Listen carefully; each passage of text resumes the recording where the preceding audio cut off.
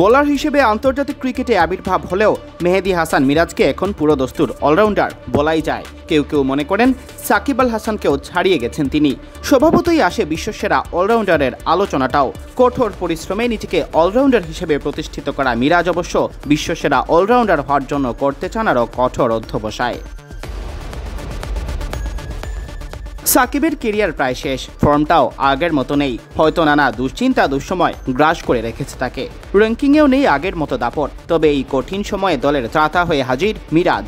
ব্যাটে বলে যখনই পারছেন দলকে দিচ্ছেন অভয়। পাকিস্তানের মাটিতে দলকে সিরিজও জেতালেন। ঐতিহাসিক সেই জয়ের পর অলরাউন্ডার হিসেবে মিরাজকে নিয়ে আলোড়ন পড়ে গেছে।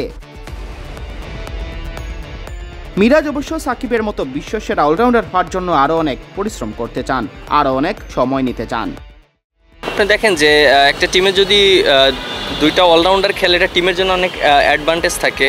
আর যেহেতু আমার ব্যাটিংটা ভালো হচ্ছে, প্রথম দিকে শুরুতে আমার ব্যাটিংটা টিম ওরকম পায়নি, আমি বলার হিসাবেই খেলেছি, বাট এখন নিজে কন্ট্রিবিউট করছি, খুব ভালো লাগছে। আর অবশ্যই প্র্যাকটিস করতে হবে, কষ্ট করতে হবে। আর এটা আপনি 1-2 বছরে সম্ভব না, এটা লং টাইম ধরে ভালো খেলতে হবে। যদি আমি ইনশাল্লাহ যেভাবে চলছে এটা যদি লং টাইম ধরে রাখতে পারি তাহলে ইনশাল্লাহ একদিন আশা করি যে অলরাউন্ডার হতে পারবো। মিরাজ অবশ্য ব্যাট হাতে এখনও লোয়ার অর্ডারেই ধরেন দলের হাল। সম্প্রতি এক সাক্ষাৎকারে বলেছিলেন ব্যাটিং অর্ডারে চান প্রমোশন। এবার গণমাধ্যমকে দিলেন সেই সাক্ষাৎকারের ব্যাখ্যা।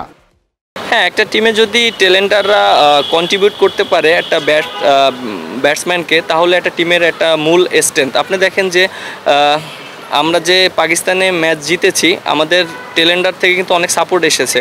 বিশেষ করে আমি লেট অর্ডার ব্যাটিং করি, আমার কাছ থেকে যেটা এসেছে, বা তারপর হাসান মাহমুদ যে ইনিংসটা খেলেছে ওটা কিন্তু আমাদের জন্য একটা ইম্প্যাক্ট ইনিংস ছিল। কারণ লিটন দাস প্রায় 2 ঘন্টা ব্যাটিং করেছে, ওখানে কিন্তু প্রায় 70 রানের একটা পার্টনারশিপ হয়েছে। এটা অনেক ইম্পর্ট্যান্ট একটা টিমের জন্য, জেতার জন্য।